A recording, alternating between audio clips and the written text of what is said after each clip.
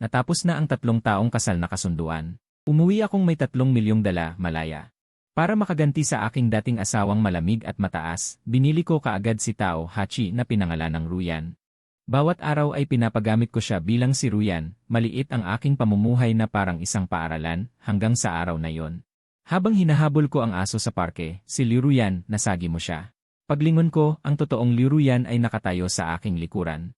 Ang kanyang mga mata ay nakakamatay. Tapos na ang 3 taong kasal na kasunduan. Sa pinto ng tanggapan ng kasal. Si Liruyan at ako ay may tig-isang bagong sertipiko ng diborsyo. At ako, si Son Yanyu, ay isang ordinaryong tramp. Sa sandaling ito, nagbubulaklak ang aking puso. 3 milyong, eksaktong 3 milyong bayad sa paghihiwalay, ay na-credit na sa aking account. Sa loob ng 3 taon, gumanap ako bilang isang perpektong asawa, kasama siyang dumadalo sa iba't ibang mga salusalo. Binihisan ko siya mula sa maraming bagyo at ulap, at kailangan kong tiisin ang kanyang malamig na pakikipag-usap na hindi kinakailangan. Ngayon, malaya na ako. Sa wakas ay makukuha na ni Son Yanyu ang perang ito upang mabuhay ng kanyang pinapangarap na buhay na walang ginagawa. Ang malamig na tinig ni Son Yanyu ay narinig.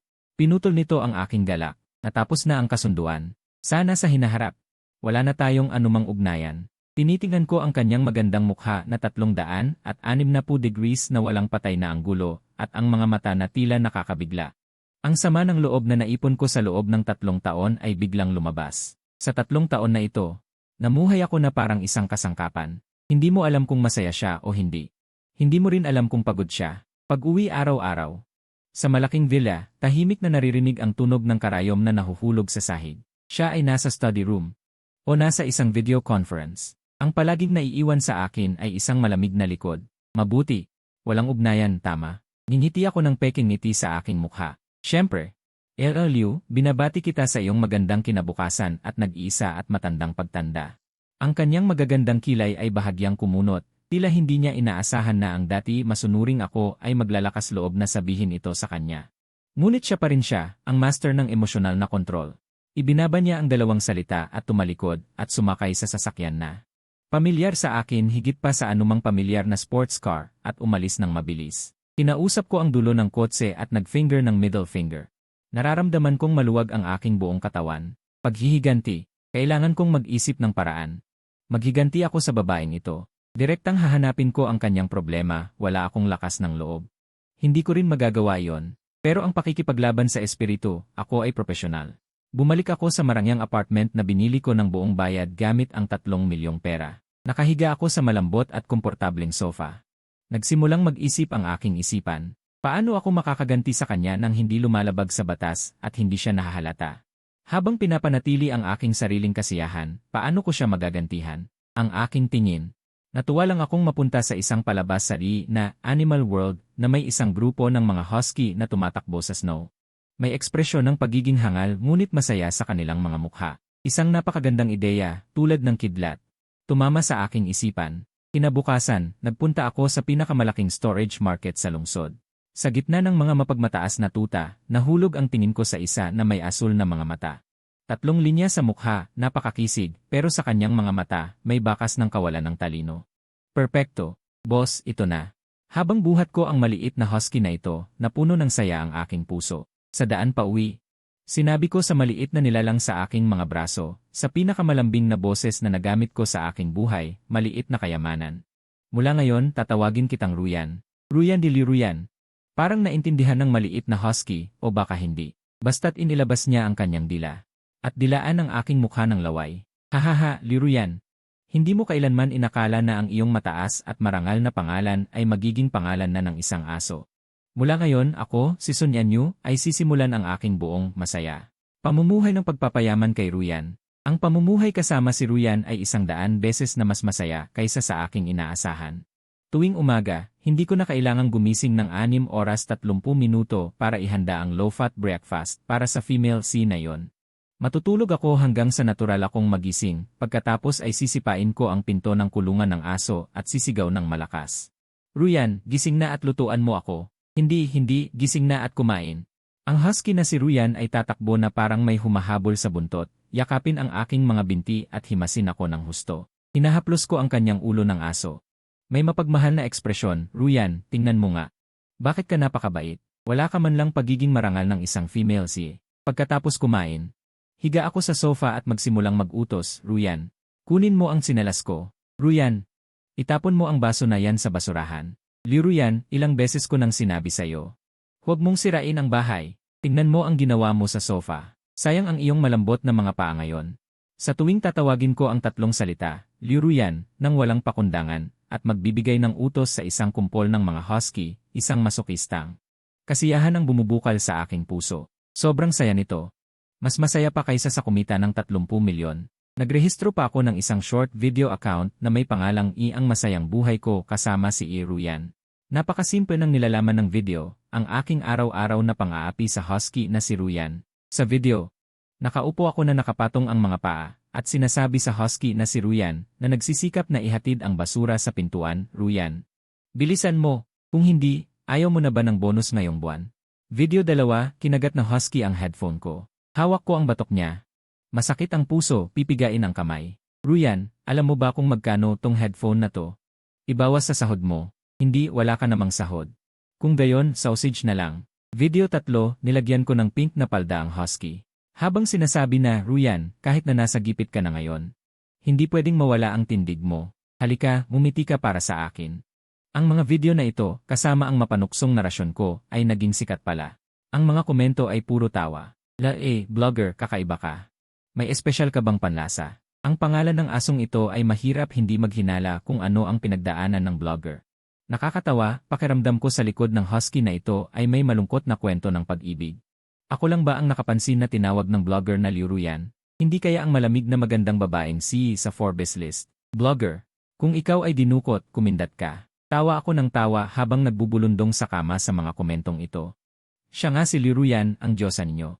Ngayon ay pinagtatrabaho ko siya na parang aso. Siyempre, iniisip ko lang ang mga ganitong bagay. Sumasang-ayon akong sumagot, purong nagkataon lang. Ganon din ang pangalan ng aso ko. Ang mga kaibigan ko rin na nagsisave ay nakita ang video ko, nagpadala ng pagbati. Si Fatty ay ang aking kaklase sa kolehiyo. Siya rin ang tanging nakakaalam ng lihim ng kasal namin. Nagpadala siya sa akin ng 99 na tawa sa WeChat. Fatty, brother you, ikaw lang ang kuya ko. Ang galing ng ginawa mo. Nakaganti ka na ba? Lubos na nakaganti. Ngayon, sa tuwing nakikita ko ang mukha niya, naaalala ko ang malamig na mukha ni Ruyan, at pagkatapos ay hindi ko mapigilang isipin. Si Fatty, pero mag-ingat ka, baka mahuli ka. Kung mahuli ka ni Zheng Zhu, ano ang ikakatakot ko? Ang mga taong tulad niya, 25 oras sa isang araw, ay gustong-gusto nilang magtrabaho. Kailan sila magkakaroon ng oras para mamasyal sa parke? Bukod pa riyan, napakalaki ng China, paano kami magkakatagpo ng ganoon? Iyon ang iniisip ko noon. Akala ko, ako at si Ruyan, ay magiging 2 linya na hindi magtatagpo, sa aking malaking apartment. Patuloy kong bubuhay ng masaya ang Ruyan Beo nang walang pagpipigil, habang siya ay patuloy na magiging reyna sa kanyang business empire. Hanggang 1 buwan mamaya, sa maaraw na hapon na yon, dahil sa sobrang kumpiyansa ko. Nagkamali ako ng malaki. Ang panahon noong hapon na yon ay hindi ka panipaniwalang maganda. Naisip ko na hindi ko pwedeng laging ikulong si Ruyan sa bahay. Kailangan ko siyang ilabas para makalanghap ng sariwang hangin at maubos ang sobrang enerhiya niya sa pagsira ng gamit. Kaya hinila ko si Ruyan papunta sa Central Park na pinakamataas na klase malapit sa bahay ko. Ang damo sa parke ay kasing ganda ng bulaklak at ang tanawin ay hindi nagbabago. Inilipat niya si Ruyan sa damuhan. Tila nababaliw siya, pinalipad ang 4 niyang paa. Tinanggal ko si Qian Yunsheng. Hinayaan ko siya. Umupo ako sa ilalim ng bituka at uminom ng coke. Pinapanood ko siyang gumugulong sa damuhan, humahabol ng mga paru-paro, at paminsan-minsan ay humuhukay ng butas. May mukha siyang mapanlinlang. Si Ruyan ay tumakbo na rin. Disiplina, bigyang pansin ang disiplina ng iyong pangulo. Sumigaw ako mula sa malayo. Tila naintindihan niya, huminto siya sa pagkilos, lumingon, at tumahol sa akin. Pagkatapos ay nagpatuloy siya sa pagtakbo. Umiling ako at tinamad na alalahanin siya. Pagkatapos maglaro ng sandali, naubos ko ang coke ko at basta ko na lang inilagay ang basyo sa tabi ng aking mga paa.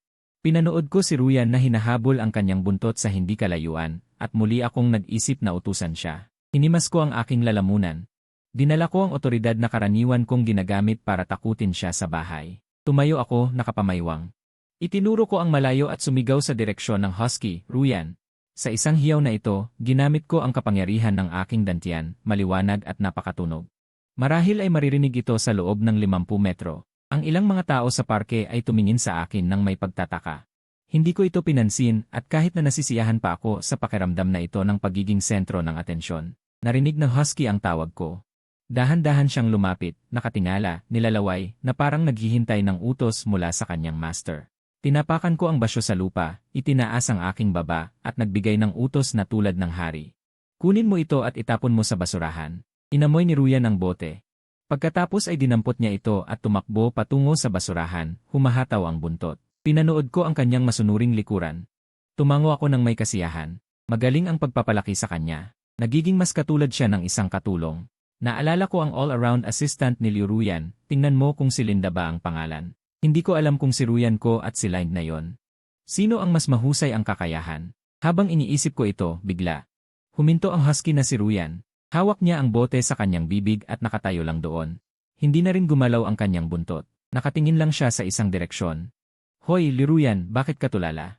Sumigaw ako muli. Basa ang mga pader, walang makakain sa gabi. Walang reaksyon si Ruyan. Dahan-dahan siyang umatras ng 2 hakbang at ang bote sa kanyang bibig ay bumagsak. Dumi sa lupa. Pagkatapos, tumakbo siya patungo sa akin na parang buntot na nakataas. At nagtago sa likuran ko, nanginginig na parang natatakot. Nagalit na ako noon. Ang takot ng nilalang na ito, masyadong duwag. Nasaan na ang sipag niya sa pagguho ng bahay? Walang silbi. Dahan-dahan akong lumingon. Gusto kong makita kung ano ang nakakatakot sa kanya ng ganito. Pagkatapos, ang boses ko, ang kilos ko, ang lahat ng ito, ay biglang tumigil. Sa likuran ko, hindi ko alam kung kailan. Ay may nakatayo, isang babae, nakaitim na sportswear. Ito ay naglalarawan ng perpekto, nakamamanghang kurba ng katawan. Ang mahabang buhok ay nakatali sa isang malinis na buntot. Ang mukha ay maputi, ngunit napakaliwanag pa rin. Ang mukha na yon ay makikilala ko kahit masunog ito sa abo. Liu Ruyan, siya ay nakatayo lamang doon. May hawak pa ring boat ng mineral water. Mukhang nag-ehersisyo rin siya. Ang araw ay tumatagos sa mga dahon. Maliwanag na kumalat sa kanyang katawan, nagbibigay sa kanyang malamig na mukha ng isang layer ng anino na walang emosyon. Ngunit ang kanyang mga mata ay walang liwanag. Ang mga mata na yon ay nakatingin sa akin ng mahigpit. Walang init sa kanila, tulad ng 2 malalim na malamig na balon. Ang tingin na iyon ay mas malamig kaysa sa araw ng aming diborsyo, mas malamig kaysa sa anumang nakita ko sa nakalipas na 3 taon. Mas puno ng pamatay na intensyon. Bumalik sa bilis ng kidlat. Pati, pasensya na. Ang iyong masamang dila ay napaka-accurate. Bakit ka nandito? Nag-aalangan akong magsimula. Ang boses ko ay tuyo, parang dumudurog na papel. Si Liu Ruyan ay hindi sumagot. Ang kanyang paningin ay dahan-dahang bumaba mula sa aking nakapirming mukha, bumababa sa likuran ko. Ang husky na naglakas lang ng loob na ilabas ang kanyang ulo ng aso. Pagkatapos, muli niyang ibinalik ang kanyang tingin sa aking mukha. Hindi siya nagsalita. Ngunit ang kanyang tingin ay nagsabi ng lahat. Ang tingin na iyon ay naglalaman ng pagkabigla, kawalan ng paniniwala, pagiging katawa-tawa, at ang pagiging durog na parang pulbos na dignidad. Sumusumpa ako, kung ang tingin ay makakapatay, patay na ako ngayon. Ang aking utak ay nagtatrabaho ng napakabilis, sa bilis na 10,000 beses bawat segundo. Naghahanap ng isang makatuwirang paliwanag. Boss Liu. Pakinggan mo ako, ipapaliwanag ko. Nagawa akong umiti ng mas pangit pa sa luya. Ito ay isang pagkakamali. Isang malaking pagkakamali. Sa wakas ay nagsalita siya. Ang kanyang tinig ay napakababa. Ngunit parang isang patak ng yelo na tumutusok sa aking tainga. Anong pagkakamali? Hindi siya si Liu Ruyan. Nagkunwari akong matalino. It says, Hirogyu pointing to the husky behind him. Yes, Hirogyu. I'm trying to inspire her to be like a hero of the Ning clan. To bravely take out the trash. After said it, I even wanted to slap myself. What kind of nonsensical explanation is this? A hint of extreme mocking loneliness rose from Liu Ruyan's lips. Hirogyu, she repeated, then turned her gaze to the husky. You're called Hirogyu. The husky seemed to sense the strangeness of the atmosphere and whined, burying its head deeper. See, she admitted it. I quickly seized the opportunity. Yes, Liu Ruyan took a step forward. I instinctively took a step back. He took another step forward, and I retreated again. He stopped and just looked at me, the mockery in his eyes turned into naked contempt. Sun Yenyu, I used to think you were just mediocre. Now it seems you're not only mediocre but also childish. Iloy's face instantly turned red from shame, and also. He interrupted me, his angry gaze cutting across Iloy's face like a knife. You just called me Liu Ruyan. Those 3 words, I heard them very clearly. It's over. I'm screwed. Iloy's mind went blank. All lies and excuses. seemed so pale and weak in front of his statement. I'm dead. This is true social death. I wanted to dig a 31 hall room out of the ground on the spot. And then crawl into it, never to come out again. That was a slip of the tongue. I was still making a last struggle. A slip of the tongue. He sneered. Son Yanyu, do you think I'm an idiot?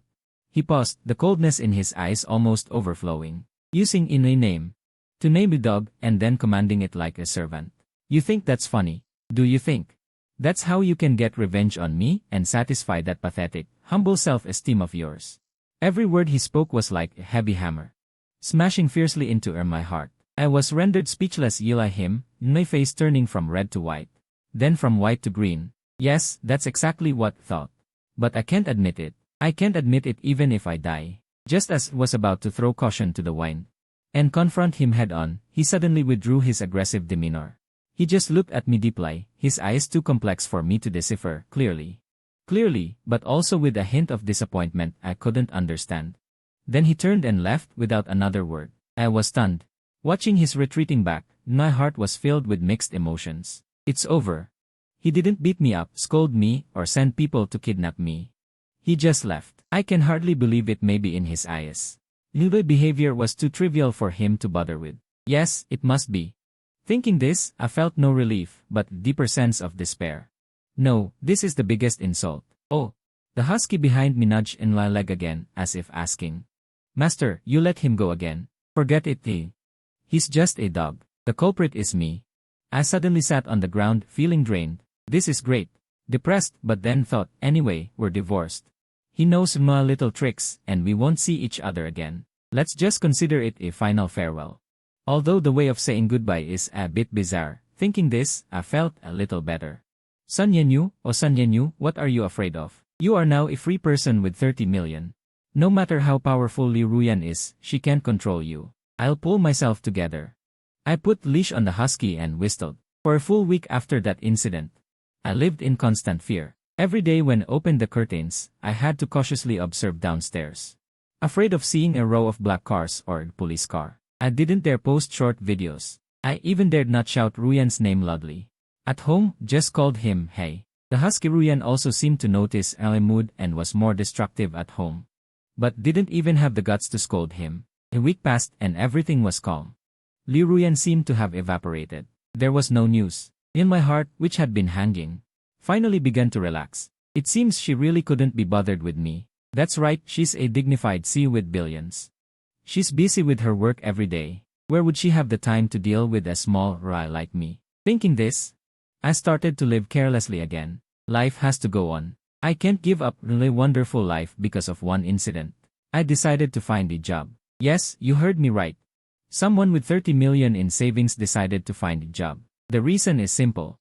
It's too boring. Every day, besides walking the dog, I play games. Such a life for 3 days would be paradise. Sa loob ng 3 buwan, makukulong ako. Kailangan kong makisalamuha sa lipunan, kailangan kong humanap ng gagawin. Siyempre, hindi dapat masyadong nakakapagod ang trabaho, hindi dapat masyadong mataas ang sahod, kung hindi ay kailangan kong makipag-usap. Dapat maging komportable ang kapaligiran. Mas mainam kung maraming gwapo at magagandang babae. Pagpipilian ko, nakita ko ang isang bagong tatag na kumpanya ng laro. Ang pangalan ay 7 Point Fishing. Hindi malaki ang kumpanya, ngunit ang mga larong ginagawa nila ay may magandang reputasyon. Higit sa lahat, ang nakasulat sa mga advertisement para sa trabaho ay flexible work hours at performance-based management. Part-time afternoon check, team division extremely casual, perfecto. Ito ang aking pinapangarap na trabaho. Gumawa lang ako ng resume at nag-apply para sa posisyon na Assistant Game Planner. Gamit ang aking karanasan sa paggawa ng ilang maliliit na laro noong kolehiyo, nakuha ko ang posisyon. Ito ay isang pagbaba ng antas. Tulad ng inaasahan, naging maayos ang interview. Ang interviewer, isang lalaking naka-Mediterranean hairstyle, ay pinuri ako at hindi nagkulang sa papuri. Agad akong tinanggap. Lunes, puno ng kagalakan. Pumunta ako sa 7 Point Fishing para mag-report. Ang kumpanya ay nasa isang office building sa bagong distrito na may magandang disenyo. May mga larawan ng laro at beanbag chairs kahit saan. Ang receptionist ay napakatamis, mas lalo akong nasiyahan. Ang receptionist ang gumabay sa akin sa proseso ng pagpasok at pagkatapos ay ipinakilala ako sa kapaligiran. Son Yanyu, maligayang pagdating sa amin, hindi sinasadya, ang aming kumpanya ay kakabili lang. Ang bagong boss ay darating para mag-inspeksyon, kaya medyo kinakabahan ang lahat. Hindi kami ganito kadalasan. Nabiling, medyo nagulat ako. Sino ang bumili?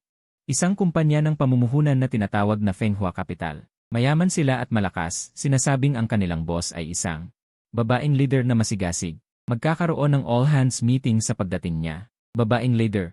Nanigas ang puso ko pero hindi ko masyadong inisip. Maraming babaeng leader ngayon. Hindi naman siguro ganoon kaswerte, di ba? Maya-maya. Dumating na ang oras ng pagpupulong. Lahat ng empleyado ay nagtipon sa malaking conference room, lahat ay mukhang seryoso. Ang mga ekspresyon ay mabigat. Tulad ng nakasulat sa job advertisement, extremely casual and friendly. Naghanap din ako ng sulok para umupo, handang masilayan ang kagandahan ng bagong boss. Binuksan ang pinto ng conference room. Ang manager na naka-Mediterranean hairstyle, ang aking interviewer, ay pumasok kasama ang isang tao. Ang taong iyon ay nangunguna, nakasuot pa rin ng mamahaling suit. Nakasuot pa rin ng high heels na nagbibigay ng malakas na presensya. Nakasuot pa rin ng malamig na mukha na walang kahit isang hindi kinakailangang ekspresyon. Nang makita ko ang mukha niya, naramdaman ko ang aking dugo na lumamig mula ulo hanggang paa sa loob ng 0.01 segundo. Liu Ruyan, bakit siya nandito? Hindi ba siya ang boss ng Fenghua Capital? Bakit niya binili ang maliit naming kumpanya ng laro? Natigilan ako. Parang tinamaan ng kidlat mula ulo hanggang paa. Sa politika, 3 salita lang ang natira sa isip ko, bakit? Sumakay si Liu Ruyan sa entablado. Dahan-dahan siyang tumingin sa buong bulwagan. Nang dumaan ang kanyang tingin sa sulok kung nasaan ako, malinaw kong nakita na tumigil ang kanyang tingin ng 0.5 segundo pagkatapos ay ang kanyang mga labi ay gumuhit ng isang malamig na ngiti na mahirap basahin. Sa sandaling iyon, naintindihan ko ang lahat. Ano ang tsansa? Ito ay isang pinagplanuhang tumpak na pagnanakaw. Ang pagbili ng kumpanya ay peke, ang paghuli sa akin na takas ang totoo. Ang babaeng ito, hindi niya ako pinlanong pakawalan. Tapos na ako. Nararamdaman ko na ang aking karera. Hindi, ang aking buhay ay natapos na sa unang araw ng aking pagtatrabaho. Magandang araw, ako si Liu Ruyan. Siya ay nasa entablado. Simulan ang kanyang pananalita sa pag-upo bilang CEO. At ako, sa ibaba, gusto ko nalang tumakas kasama ang tren sa gabi. Ang pananalita ni Liu Ruyan sa pag-upo bilang CEO, hindi ko narinig ang kahit isang salita. Sa isip ko, puro alaala lang ang bumabalik. Tapos na, talagang tapos na ito ngayon. Bakit ako naging ganoon kabobo? Bakit ko pa pinili ang kumpanyang ito? Bakit ko nakalimutan? Nasa kanyang kakayahan, ang paghahanap sa kumpanyang pinagtatrabahuhan ko ay kasing dali ng pag-inom ng tubig. Nagsisimula na akong magduda kung ang pagbili ng kumpanya na ito ay hindi ba isang patibong na matagal na niyang inihanda. Naghihintay lang sa akin na mahulog sa sarili kong bitad. Ang babaeng ito, napakalalim ng kanyang mga plano. Nagtapos na ang pulong.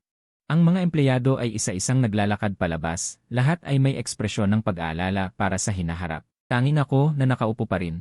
Ay nag-iisip kung magre-resign na ba ako ngayon o maghihintay na siya mismo ang magtanggal sa akin. Sun Yanyu, manatili ka sandali. Ang baldong manager. Hindi, dapat na akong tumawag sa iyong manager Wang ngayon. Lumapit siya sa akin. At tinapik ang aking balikat. Nabulabog ang aking puso. Dumating na. Ang oras ng paghatol ay dumating na. Naglakad ako ng mabigat kasama si Manager Wang papasok sa opisina ng CEO, na siyang opisina ni Liu Ruyan. Nakaupo siya sa malaking executive chair, nagbabasa ng isang dokumento. Tanging kami lang ang naiwan. At isang nakakamatay na katahimikan. Nakatayo ako sa harap ng desk, nakayuko ang ulo. Tulad ng isang preso na naghihintay ng hatol. 1 segundo, 2, 3 segundo. Hindi siya nagsasalita at hindi rin ako naglakas loob na magsalita. Ang pakiramdam na ito ay mas nakakabaliw kaysa sa mahuli ako sa parke. Sa wakas, ibinaba niya ang dokumento at itinaas ang kanyang malamig na mga mata. Sun Yanyu, nandito ako. Agad kong itinaas ang aking ulo. Dahan-dahan akong nagtaas ng ulo at nagtagpo ang aming mga mata.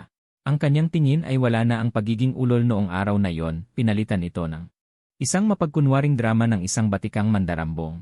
Narinig kong nag-apply ka para sa posisyon ng Game Planner Assistant. Bakit mo gustong sumali sa aming kumpanya? Maaari ba akong maging tapat? Sinabi ko na gusto ko lang ng madaling buhay, gusto kong tumambay at magretiro. Hindi ko kaya. Napilitan akong ulitin ang aking mga sinabi sa interview dahil mahal ko ang industriya ng gaming. At napaka-optimistiko ako sa hinaharap ng Kidian Huyu. Totoo ba yon? Pinutol niya ako at muling lumitaw ang mapanuksong ngiti sa kanyang mga labi. Akala ko, dumating ka dito para sa akin. Halos malunok ko ang aking dugo. Malaki akong kapatid. Hindi ba medyo abnormal ang iyong pag-isip? Dumating ako dito para sa'yo. Mas gugustuhin kong umiwas sa'yo.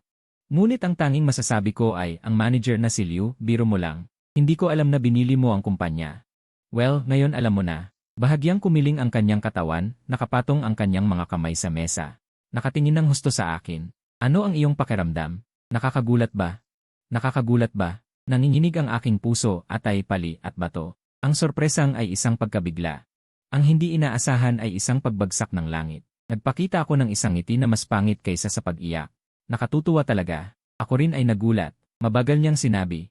Hindi ko akalain na ang taong nagtatago na binili ko ng 3 milyon ay may gana pang magtrabaho. Akala ko abala ka sa bahay, naglalaro ng aso. Inunat niya ang kanyang hintuturo at inilagay sa kanyang mga labi, ginagawa ang isang kilos ng pagpapakalma. Oras ng trabaho, huwag pag-usapan ang mga personal na bagay. Nilunok ko muli ang mga salitang malapit ng lumabas. Son Yanyu, nagpalit siya ng isang formal at profesional na tono. Dahil nagtatrabaho ka sa aking kumpanya, kailangan mong sundin ang aking mga patakaran. Mula ngayon, hindi ka na magiging game planner assistant. Nabagabag ako sa aking puso. Ako ba ay tatanggalin na? Mabuti, bilisan mo na. Makakakuha na ako ng karagdagang sweldo. Gayunpaman, masyado akong inosente. Mula ngayon, kailangan mong maging aking personal assistant. Ano? Nagdududa ako na may problema ang aking pandinig. Paano? May problema?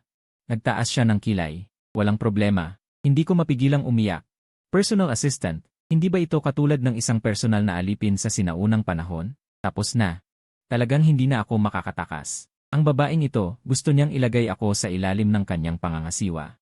At dahan-dahan, unti-unti, pahirapan ako hanggang sa kamatayan. Sa aking isipan, nagpakita na ang hinaharap kong buhay na walang liwanag. Maghahain ng tsaa at magluluto para sa kanya, mananatili sa kanyang tabi.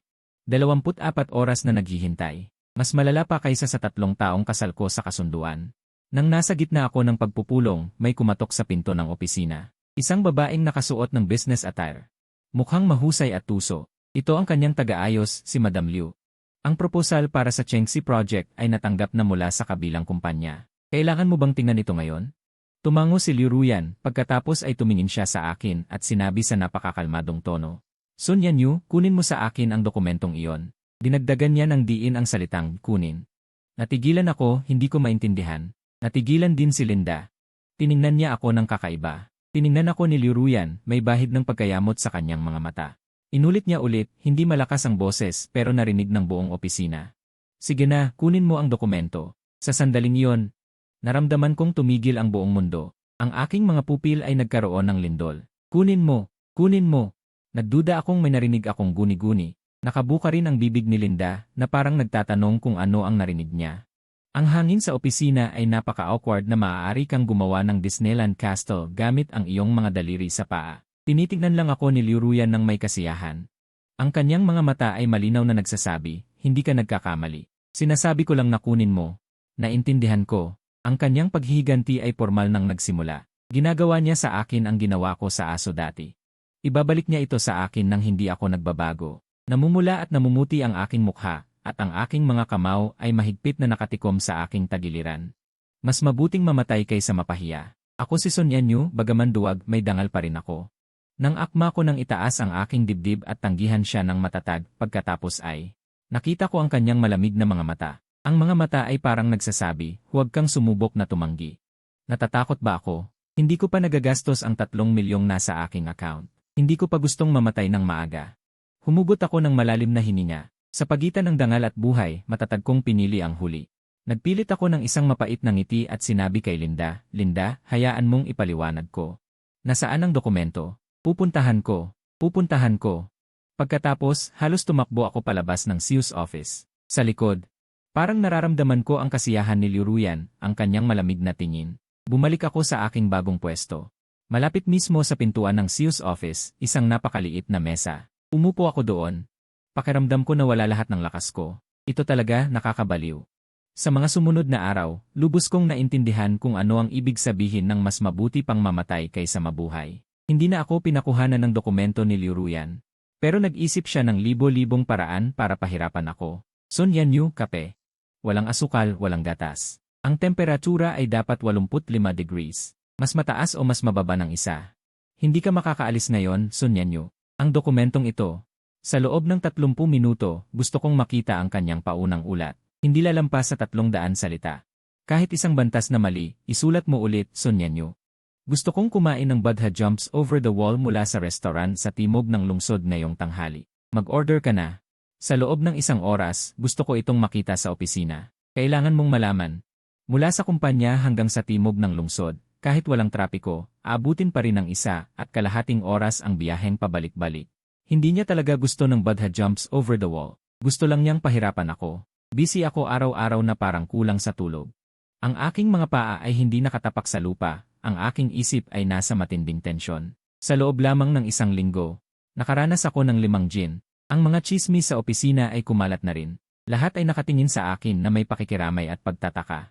Narinig mo na ba? Ang bagong gwapo na lalaki ay mukhang nagalit ng husto kay General Manager Liu. Galit na galit? Sa tingin ko si General Manager Liu ay gustong-gusto siyang pahirapan. Ano sa tingin niyo? Anong kasalanan niya ang hindi makatarungan? Hindi ko alam pero hula ko. Siguradong may kinalaman ito sa pag-ibig.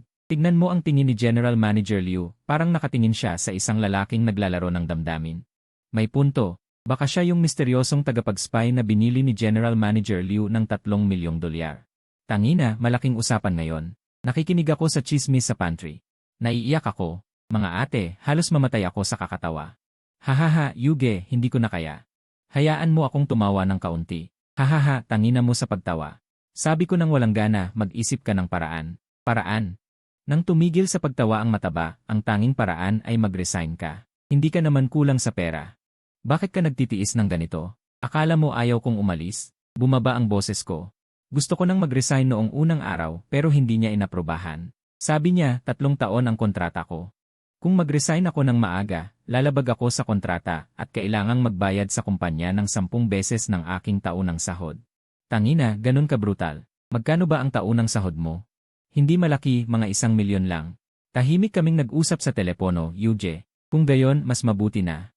Magtrabaho ka ng maayos. 10 milyon, hindi biro yan. Binabaan ko ang telepono. Gusto ko lang sumigaw sa langit. Ang buhay na ito, hindi na mabuhay. Hindi ako pwedeng maging isang. Hindi malinaw. Hindi ako, si Sun Yanyu, hahayaan niyang kontrolin ako ng ganito. Kahit ang kuneho, kapag nagalit, kumakagat. Nagpa siya akong lumaban. Dahil hindi sapat ang ginawa niya, gagamitin ko ang mahika para talunin ang mahika. Hindi ka sumusunod sa plano, di ba? Sige, mas hindi ako susunod sa plano. Isang matapang at kakaibang plano na magpapatulala sa buong kumpanya. Ang matandang hailing, unti-unting nabubuo. Liruyan, maghintay ka sa akin. Kinabukasan, tulad ng dati. Pumasok ako sa kumpanya ng nakaitim na mata at nasa oras. Si Liruyan, tulad ng dati. Naglakad papasok sa opisina na nakatakong at may lamig sa katawan. Ang sandali ng sukdulang labanan ay dumating. Huminga ako ng malalim at nagtulak ng pinto. May hawak na bagong kape. Liu Zong, ang kape mo. Inilagay ko ang kape sa kanyang mesa. Ngunit hindi ko ito agad itinulak tulad ng dati. Tumingin siya sa akin. Mayroon ka pang kailangan? Mayroon, tumango ako. Seryoso ang ekspresyon ko. Pagkatapos, sa harapan ng mga mata ni Linda, napapasok pa lang para magulat, napaluhod ako na may isang malaking tunog, isang perpektong pagluhod sa tanggapan. Si Liruyan, na humahawak ng ballpen, ay napahinto. Ang bibig ni Linda ay nabuksan na parang may itlog na malalaglag. Sun Yanyu, ano ang ginagawa mo? Sa boses ni Liruyan, unang beses na may narinig na bahagyang pagkabahala. Hindi ako sumagot. Tumingala ako at tinitingnan siya ng may lubos na debosyon at kabaliwan. Pagkatapos, gamit ang lahat ng lakas ko, sumigaw ako ng malakas at mahinang, "Tatay!" Ang buong mundo ay parang napindot ng pause. Ang malamig na ekspresyon ni Liruyan ay tuluyang nabasag. Ang kanyang mga mata ay puno ng pagkabigla, pagkalito, kabaliwan at ang pagdududa kung nananaginip pa siya. Si Linda naman ay tulalang napatigil. Ang mga dokumento sa kanyang kamay ay nahulog sa sahig na may tunog na plop. Hindi ako magpapigil. Nagsisimula pa lang ang aking pagtatanghal. Hinawakan ko ang mga paa ng mesa ni Liruyan at nagsimulang umiyak.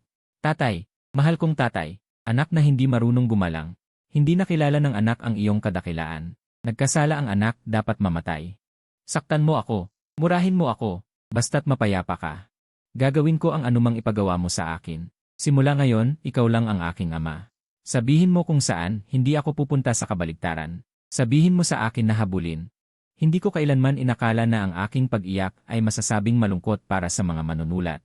At nakakalungkot para sa mga nakikinig. Gaano kapanipaniwala ang pag-arte, gaano kapuno ang damdamin. Halos ako mismo ay nagising na. Si Liruyan ay lubos na nabigla. Tumingin siya sa akin. At pagkatapos ay sa tabi niya, nagsimulang pagdudahan ang kanyang buhay. Gumalaw ang kanyang mga labi. Ngunit hindi siya makapagsalita ng kahit isang salita. Sa buong buhay niya, hindi pa siya nakaranas ng ganitong uri ng paghihirap. Sun Yanyon, bumangon ka. Baliw ka ba? Sa wakas ay nahanap niya ang kanyang boses, ngunit may bahagyang hindi mapapansing panginginig. Hindi ko gagawin. Mas hinigpitan ko ang hawak ko sa paanan ng mesa. Ama, kung hindi mo ako mapapatawad, hindi na ako makabangon. Sino ang ama mo? Bumangon ka na. Namutla siya sa galit. Ikaw ang aking ama, ang aking biolohikal na magulang. Habang nagkukunwari ako, sinusuri ko ang kanyang reaksyon sa pamamagitan ng paningin. Nakita ko ang kanyang hindi nagbabagong malamig na mukha. Ay nagpakita ng mga kulubot. Ang kanyang mga mata mula sa unang pagkabigla ay naging pagkalito at ngayon kawalan ng magawa. Gusto niyang magalit, ngunit sa harap ng isang taong nakaluhod at yakap ang kanyang paanan ng mesa. Hindi niya alam kung paano magsimula. Tama ang aking plano. Ay may dalawang pangunahing salita, pagwawala. Gusto mo akong durugin gamit ang kapangyarihan? Gusto mo bang maglaro ng pusa at daga? Sige, hindi na ako makikipaglaro sa'yo. Magsasaya ako. Magiging isang ganap na baliw ako, walang lohika. Walang prinsipyo na baliw. Tignan natin kung ano ang gagawin mo. Seguridad. Seguridad. Hindi na matiis ni Liruyan at kinuha ang telepono sa mesa. Umiti ako. Halika, tawagin mo ang seguridad. Mas mabuti kung tawagin mo ang lahat sa kumpanya. Hayaan silang makita. Kung paano ang kanilang mataas at malamig na babaeng CEO ay tinawag na ama ng isang lalaking subordinate sa harap nila. Gusto kong maging malaki ang iskandalo, mas malaki, mas mabuti. Hanggat handa akong sumugal, ako ang magiging matapang. Ngunit, bago pa man makapasok ang mga security guard, biglang ibinaba ni Liruyan ang telepono. Tinitigan niya ako ng mahigpit. Ang kanyang dibdib ay bumubulong ng malakas, malinaw na galit na galit. Malamang na naisip din niya na kung itatapon ako ng security, ang ulo ng balita bukas ay magiging isang sensasyon. CEO ay tinawag na ama ng assistant sa publiko, posibleng pag-ibig at put sa likod ng workplace bullying. Hindi kayang mawala ni Liruyan ang mukhang ito. Pumikit siya at huminga ng malalim. At huminga pa siya ng malalim. Nang muli niyang imulat ang kanyang mga mata, ang galit sa kanyang mga mata ay napigilan na. Tanging pagod at kawalan ng pag-asa ang natira. Sabi niya sa tinig na mahinahon at malumanay, ama, ang iyong anak ay narito. Sumigaw ako ng malakas, nakaramdam ng pagkabigla siyang biglang naramdaman. Ikaw muna'y tumayo, pag-usapan natin ito ng maayos. Masaya akong isipin, nahulog na ang pain. Ngunit sa aking mukha, nanatili akong, Ama, kung hindi mo ako sasang-ayunan, hindi ako tatayo. Hindi mo ako patatawarin, hindi ako tatayo. Nakita ni Liruyan ang aking mga mata na. Sila'y napakakomplikado. Katahimikan siya ng kalahating minuto, tila nagaganap ang isang labanan sa pagitan ng langit at lupa. Sa huli, tila may isinuko siya, at mula sa pagitan ng kanyang mga ngipin, lumabas ang ilang salita. Pinatawad na kita. Talaga? Naningning ang aking mga mata. Talaga? Kung gayon, ipagpapatuloy mo pa ba akong pagpapainom ng 85-degree na kape at pagtuturo ng Budhas jump over the wall? Hindi na. Kung gayon, patuloy mo pa ba akong pagpapagawa ng mga dokumento? Ang mukha ni Liruyan. Muli itong nagdilim. Ngumisi siya at sinabi niya ng salita-salita. Hindi. Napatayo ako mula sa lupa, pinagpag ang alikabok sa aking mga tuhod, at ang aking mukha ay biglang napuno ng sikat ng araw. Salamat, Ama. Ama, napakabuti mo. Aalis na muna ako para magtrabaho. Tawagin mo ako kung may kailangan ka. Pagkatapos, bumaling ako at lumakad papalayo ng masigla, sa ilalim ng mga tingin na parang nakakita ng multo ni Liruyan at Lindon, lumabas ako sa opisina. Alam ko. Sa round na ito, nanalo ako. Sa pamamagitan ng sukdulang taktika, sinira ko ang kanyang psikolohikal na depensa. Mula ngayon, ang depensa at pag-atake sa isang tingin. Simula nang isagawa ko ang kahanga-hangang script na ito na tinatawag na Ama, ang aking posisyon sa kumpanya. Nagkaroon ng malaking pagbabago. Hindi na ako pinapahirapan ni Liruyan. Ang kanyang tingin sa akin. Hindi na ito tulad ng pusa at daga, kundi isang pinaghalong takot, pagkasuklam, at ang emosyon na, huwag ka nang mabaliw ulit. Hindi na siya nagpapagawa sa akin ng kape, at hindi na rin siya nagbibigay sa akin ng mga imposibleng makumpleto na mga gawain. Ang posisyon ko bilang espesyal na alalay ng CEO ay biglang bumaba. Ang aking pang-araw-araw na trabaho ay umupo sa labas ng opisina, uminom ng tsaa, magbasa ng pahayagan, at mag-scroll sa telepono. Habang tinatanggap ang mga tingin ng paggalang mula sa lahat ng mga kasamahan sa kumpanya, ako ngayon ay Ang alamat na binabanggit ng lahat, isang lalaking naglakas loob na tawagin ang malamig na si na ama sa publiko. At nakaligtas ng buo. Ang mga chismis sa pantry ay mula sa kung ang gwapong lalaki. Ay nagalit ba kay Silio? Ito ay naging tungkol sa kung sino talaga ang gwapong lalaki na yon. May nagsasabing kapatid ko siya na nawalay na kay Silio at ngayon ay narito para magpakilala. May nagsasabing ako ay isang eksperto na inanyayahan ni Nilio para protektahan ang kanyang tahanan na mas malayo pa. May nagsabi na kami raw ay gumaganap ng isang napakabagong serbisyo sa opisina at ako ang nagsisilbing tagapagmana ni Pani. Nang marinig ko yon, ang tanging masasabi ko ay nakakalungkot na hindi kayo nagsusulat ng nobela gamit ang ganoong imahinasyon. At ako, lubos kong ipinatupad ang diwa ng literatura ng Fengyon. Bawat umaga, tinitiyak kong dadalaw ako sa pintuan ng opisina ni Liuruyan na may buong sigasig na bumabati sa doktor.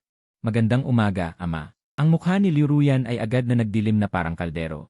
Ngunit wala siyang magawa sa akin. Wala siyang nagawa kundi kayurin ang isang pangungusap mula sa pagitan ng kanyang mga ngipin. Masaya akong umalis at bumalik sa aking upuan.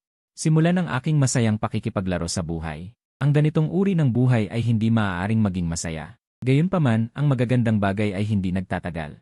Nang akalain kong maaari akong patuloy na tumawa sa ganitong paraan, nagkaroon ng problema sa kumpanya.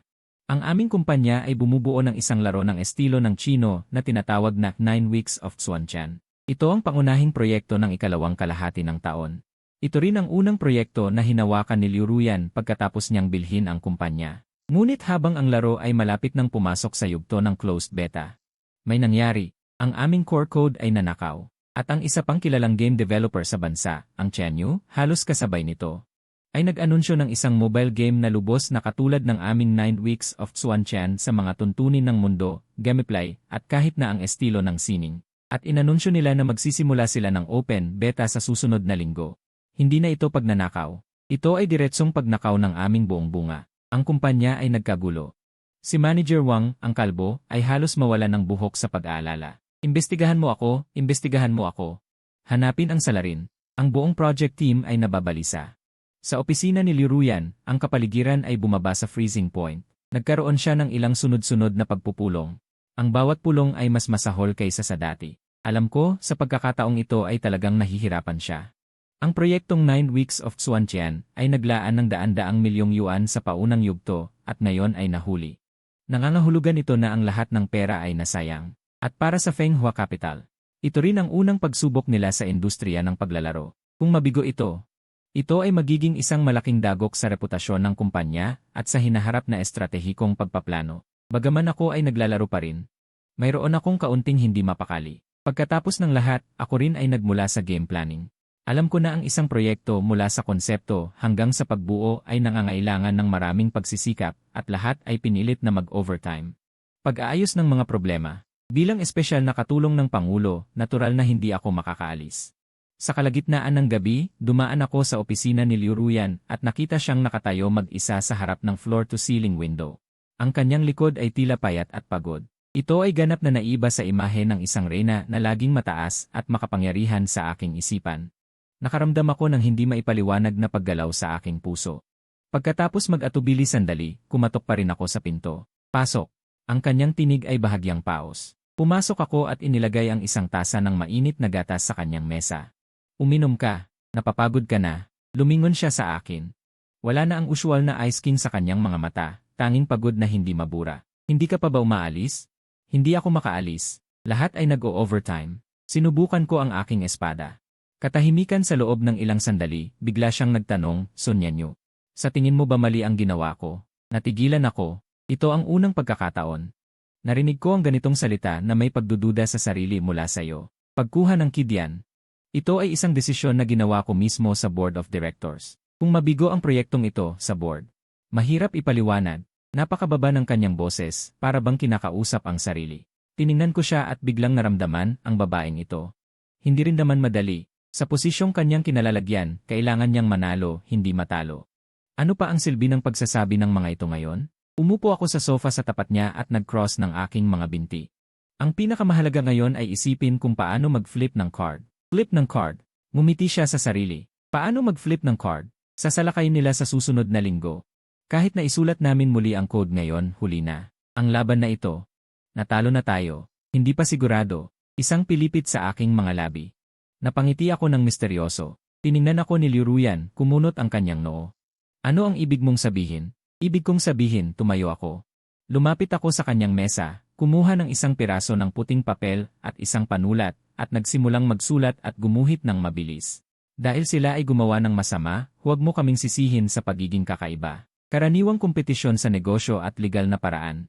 Hindi ito epektibo laban sa isang matandang tulad ni Tianyu. Ang kailangan nating gawin. Hindi para bawiin ang ating laro, kundi para sirain ang kanilang laro. Tumingala ako at tiningnan ang mukha ni Liu Ruyan na puno ng pagkagulat. Umiti ako na parang demonyo. Liu Ruyan, gusto mo ba ng mas nakakakilig mamaya? Tiningnan ako ni Liu Ruyan, puno ng pagkabigla at pagkalito sa kanyang mga mata. Sirain ang kanilang laro. Ano ang plano mong gawin? Napakasimple. Tinulak ko ang puting papel na hawak ko sa kanya. Hindi ba nila ninakaw ang ating code? Kung gayon, ang ninakaw nila ay tiyak na ang pinakabagong bersyon na in-upload natin sa ang server ng kumpanya. Ngunit hindi nila kailanman maiisip na ginamit ko lang ang aking utak. Ang tunay, kumpleto, at puno ng mga sorpresang bersyon ay narito pa rin. Noong nasa kolehiyo ako, isa akong programming genius, lalo na sa paglalagay. Ilagay ang ilang kakaibang mga itlog at backdoor. Ito ang aking personal na libangan. Habang nagtatrabaho bilang planning assistant sa Kidian noon, bagaman karamihan sa oras ay nagpapahinga dahil sa nakasanayan. Tiningnan ko ang core code ng buong proyekto at gumawa ako ng ilang pag-optimize. Hindi mapapansin ang mga pag-optimize na ito sa normal na oras, ngunit sa partikular na sandali at kondisyon. Ito ay magiging pagsabog. Ibig mong sabihin, si Liu Ruyan, na matalino at malinaw, ay agad na naunawaan ang aking intensyon. Tama, pumalakpak ako. Ang Tianyu ay may hawak na isang cut-down na bersyon ng demo.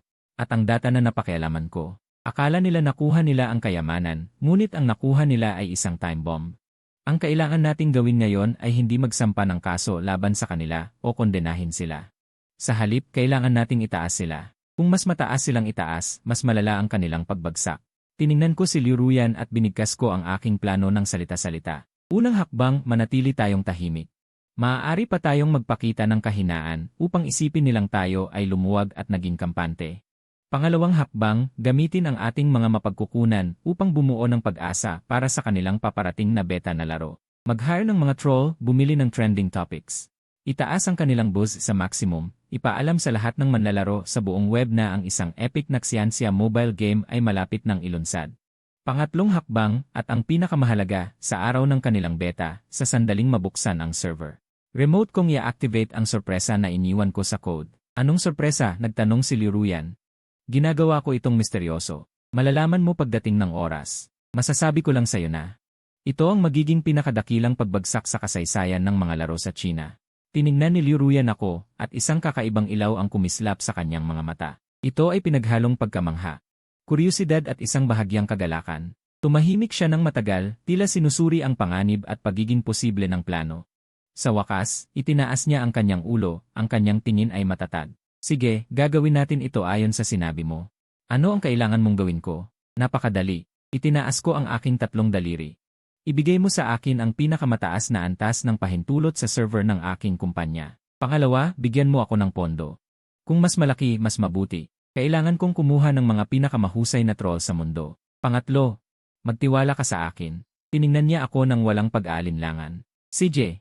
Sa sandaling iyon, tiningnan ko siya at bigla kong naramdaman na tayo ay parehong uri ng tao. Mayroon tayong mga ahenteng ng kabaliwan na nakatago sa ating mga puso. Sa mga susunod na araw, ang buong Kidian ay mapayapa sa ibabaw kahit na medyo nakababagot. Inanunsyo ni Liu Ruyan ang paghinto ng proyekto. Nagbigay siya ng ilang araw na bakasyon sa lahat. Lahat ay nag-isip na. Tapos na ang kumpanya. Si Manager Liu ay susuko na. Samantala, ang Tianyu ay nasa rurok ng kanilang tagumpay. Ang promosyon ay sunod-sunod. Ang kanilang bagong laro, ang E-Gods and Demons Hegemony. Naging popular bago pa man ito ilunsad. Ang bilang ng mga paunang pag-book ay lumampas sa 10 milyon. Walang nakakaalam.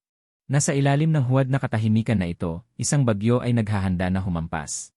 Isinara ko ang sarili ko sa opisina. Ang aking hintuturo ay mabilis na gumagalaw sa keyboard, nagmamanipula ng napakalaking pondo. Sa digital world, naglatag ako ng isang net na tila isang kalangitan para sa Gods and Demons Hegemony. Si Liu Ruyan naman, ginamit niya ang lahat ng kanyang koneksyon para itulak ang atensyon sa anunsyo ng laro hanggang sa rurok nito. Sa wakas, dumating na ang araw ng open beta. Nung gabing iyon, ako, si Liruyan, at ang ilang core members ng project team. Lahat kami ay nagtipon sa conference room. Sa malaking screen, ipinapakita ang opisyal na balita ng Ye Gods and Demons Hegemony. At isang pulang-pula na countdown. Lahat ay napipigilan ang paghinga, kasama si Ruyan na nakatayo sa aking tabi. Ang kanyang kamay, hindi ko namamalayan, ay nakakuyom. Nararamdaman ko na siya ay kinakabahan. Lumingon ako at mumiti sa kanya. Huwag kang mag-alala, dadalhin kita. Namula siya. Tinapunan ako ng masamang tingin, ngunit hindi tumanggi. Ang countdown ay naging 0. Ang Ye Gods and Demons Hegemony ay opisyal na magsisimula. Walang katapusang mga manlalaro ang agad na pumasok sa laro. Ang CEO ng Tianyu ay nag-live stream pa, naghahandang masaksihan ang maluwalhating sandali kasama ang mga manlalaro. Sa live stream, napakaraming tao, ang mga komento ay mabilis na lumilipad. Narito na, sa wakas ay magbubukas na. Maganda ang graphics, hindi nga kaharap ang isang malaking kumpanya. Tara na, gusto kong maging unang hari. Nakita ko ang lahat ng ito, ang ngiti sa aking mga labi ay lalong lumalalim. Pagkatapos, pinindot ko ang enter. Nag-trap. Sa mismong sandaling pinindot ko ang enter, sa mundo ng laro ng Ye Gods and Demons Hegemony, isang tunog ang narinig. Ang mga manlalaro nakakarating pa lang sa laro, bago pa man nila namnamin ang magagandang tanawin, ay napansin na ang kanilang mga karakter ay hindi na kontrolado. Ang mga karakter ng lahat ng manlalaro, lalaki man o babae, anuman ang klase, ay parang pinindot ang isang misteryosong switch at nagsimulang magsayaw ng sayaw ng plaza sa lugar. At ang background music mula sa maringal na sinaunang musika ay naging isang nakakabaliw na kanta. Ikaw ang pinakamagandang ulap sa aking langit, hayaan mong mahalin kita ng aking puso. Buong mundo ng laro, mula sa isang malaking epic na ksiyansya, ay agad na naging isang higanteng, milyon-milyong tao ang sabay-sabay na nanonood na village dance. Sa baguhang na yon, maraming bayani at mga diyosa ang sumasayaw ng kanilang mga matitigas na katawan sa tugtog ng Phoenix Legend. Ang eksena ay kapwa kakaiba at nakakabaliw. Ang buong internet ay sumabog. Ang CEO ng Tianyu na nagla-live stream ay biglang nanigas ang kanyang ngiti. Ang mga komento sa live stream mula sa "tara na" ay naging mga tanong at "hahaha" sa buong screen. Ano ang nangyayari? Nagkamali ba ako ng pasok sa laro? Hindi ba ito ksiyansya game? Bakit nagsimulang sumayaw? Hahaha, tulong. Ang aking gili. Bakit pinapatugtog ang most dazzling folk song? Ang aking imahe. Ano ba to? Jazz ba to? Sumasakit ang tiyan ko sa kakatawa. Pero ito ay simula pa lamang. Tapos na ang isang kanta, biglang nagbago ang musika. Halika na. Sa kaliwa, sumayaw kasama ko ng dragon. Sa kanan mo, gumuhit ng bahaghari. Lahat ng mga karakter ng manlalaro. Nagsimula na naman silang sumayaw ng maayos. Ang Wolf Dice kasunod nito. Little Apple, Gangnam Style, Kalori. Mga sikat na kanta na nagbomba. Mula sa pagiging malakas sa simula. Hanggang sa nagbubulalas, hanggang sa huli, sila'y nagsimulang umindayog. May nagsimulang mag-type sa chat. Huwag mong sabihin, nakakatuwa nga. Ang mga teknisyan ng Tianyu ay malapit ng mabali. Pilit nilang inaayos ito. Ngunit nalaman nilang wala silang magawa. Ang code ko ay parang multo. Nakatago sa pinakamalalim na bahagi ng kanilang sistema. At hindi nila mahuli kahit anino. Sa conference room. Ang puso ng pumatay na baboy, hahaha. Tingnan mo ang mukha ng CEO ng Tianyu. Naging berde na parang ampalaya. Si Liruyan ay nakatingin din sa screen. Ang malamig niyang mga mata. Sa unang pagkakataon, kumislap ang ilaw ng benepisyo. Lumiko siya. Nakatingin siya sa akin. Ang kanyang mga mata ay nakakasilaw. Sun Yanyu, huwag kang magmadali. Kumindat ako sa kanya. Ang malaking piging ay nagsisimula pa lamang. Muli akong nag-type sa keyboard. Sa mundo ng laro, huminto ang musika. Lahat ng mga karakter ng manlalaro. Huminto na rin sa pagsasayaw. Sa pag-akala ng lahat na ang kaguluhan ay matatapos na. Sa langit, biglang lumitaw ang isang malaking gintong sulat na binubuo ng paputok. Salamat sa lahat ng empleyado ng Tianyu Company para sa kanilang mahusay na kontribusyon sa internal testing ng Jiuzhou Xuantian. Jiuzhou Xuantian. Proudly presented Iwa Kidian Protector. Opisyal na ilulunsad sa isang linggo. Magkakaroon ng malaking bag ng Diyos na regalo. Ibibigay sa lahat ng manlalaro na lumahok sa malakihang online multiplayer game test. Ang aming website ay israrasenga. Ang dalawang linyang ito ay patuloy na ipinapalabas sa langit. Kumikinang para walang makaligtaan. Natahimik ang buong internet. Pagkatapos ng isang segundo, mas malakas na pagsabog. Shit! Baliktad ngayon. Ito pala ay isang patibong. Naiintindihan ko na. Ninakaw ng Tianyu ang code ng Kidian. Ngunit sila ay naloko. Ang dalaw na ito, tatawagin ko itong pinakamahusay na business war ng taon. Kidian Protector. Naiintindihan ko na rin kung ano ang ibig sabihin ng salitang Yu. Ang nanay mo ay napakagaling maglaro, hahaha. Si Tianyu ngayon ay talo pa sa pagkawala ng paborito niyang kabayo, na wala ng mukha sa buong bayan. Juzuk Swanchen, tama. Ang opisyal na website, tama. Mga kapatid, huwag nang magsalita, magpa-reserve na tayo ngayon. Dahil sa kakaibang galaw na ito, siguradong lalaruin ko ang larong ito. Ang livestream ni Chen Yuxie ay nalunod na sa mga galit na manlalaro at sa pangungutya ng mga nanonood. Sila rin ay, sa gitna ng mga sigawan ng pagbabalik ng pera, sila ay nagmadaling isinara ang livestream. Alam ko, si Tianyu ay tapos na. Ang kanilang kita ay ganap ng gumuho at tayo. Ang Juzuk Swantian na 7 gabi ang pagtawag sa mga ilog ay magiging bayani sa isang laban. Mga puwersang militar. Si Huang Husheng ay halos bumagsak sa bubong. Hinawakan ako ni Manager Wang, umiiyak sa tuwa. Binuhat ako ng aking mga kasamahan sa ere, paulit-ulit na sumisigaw ng aking pangalan, habang ako ay nasa gitna ng karamihan. Tiningnan ko si Liu Ruyan. Nakatingin din siya sa akin. Nagtagpo ang aming mga mata. Sa kanyang mukha, mayroon siyang isang napakagandang ngiti na hindi ko pa nakikita. Ang ngiti na iyon ay parang natutunaw ang yelo, parang tagsibol na namumukadkad, sapat na upang maputla ang lahat ng bagay sa mundo. Sa sandaling iyon, tumalon ang aking puso. Ang diskarte sa promosyon ng Juzuk Swantian ay nagtagumpay ng walang kapantay. Salamat sa kakaibang dating test na iyon. Nahuli namin ang atensyon ng buong internet. Sa araw ng paglulunsad ng laro, ang server ay ilang beses nang nabutas ng mga masugid na manlalaro. Kita at reputasyon, parehong sumabog. Ang pagtawag sa 7 gabi sa ilog ay naging pinakasikat na bituin sa industriya ng laro sa loob ng isang buwan. At ako, si Son Yanyu ay naging isang propesor ng karangalan ng kumpanya mula sa pagiging anak ng CEO, isang Diyos sa puso ng lahat ng programmer sa kumpanya. Sa piging ng pagdiriwang, ako ay lasing na lasing. Sa huli, si Liu Ruyan mismo ang nagmaneho sa akin pauwi. Ang aking malaking apartment na may tanawin ng ilog, ito ang una niyang bisita. Maayos kang mag-enjoy noong mga panahong iyon. Inalalay niya ako paupo sa sofa, tumingin-tingin sa paligid, walang emosyon sa kanyang tinig. Tinitigan ko siya ng masinsinan. Siyempre, ito ay binili ng 3 milyong ibinigay mo. Napahinto siya, hindi na nagsalita. Binigyan niya ako ng isang baso ng tubig. Pagkatapos ay naghanda siyang umalis. Huwag kang umalis. Hindi ko alam kung saan nanggaling ang aking lakas. Hinawakan ko ang kanyang pulso. Malamig at malambot ang kanyang kamay. Malambot. Nagpumiglas siya, ngunit hindi siya nakatakas. Sun Yanyu, lasing ka. Hindi ako lasing. Nakita ko ang kanyang mga mata. Sa pamamagitan ng alkohol, ang mga salitang pinigilan niya sa kanyang puso ay nagsalita. Liu Ruyan, alam ko. Sa 3 taon na yon, minamaliit mo ako. Akala mo wala akong silbi, walang silbi. Hindi ka karapat-dapat sa akin. Aminado ako, isa akong ordinaryong tao, walang malalaking ambisyon. Pero boses ko'y medyo garalgal. Mayroon din akong dangal. Nagsilbi akong tuulboy mo sa loob ng 3 taon, pero hindi mo man lang ako tinapunan ng magandang tingin. Pinangalanan ko ang iyong aso ayon sa'yo. Gusto ko lang maghiganti, gusto ko lang makakuha ng kaunting balanse. Alam kong mabuti ako at masama. Inaamin ko. Pero kayo, pinaglaruan niyo ako, pinahirapan niyo ako sa opisina na parang palamuti lang. Matuwid ba yan? Katahimikan. Pinakinggan niyang mabuti ang sinasabi ko. Pagkalipas ng mahabang panahon, marahan siyang nagsalita. Paumanhin. Natigilan ako. Hindi ko inaasahan na maririnig ko ang 3 salitang iyon mula sa kanya.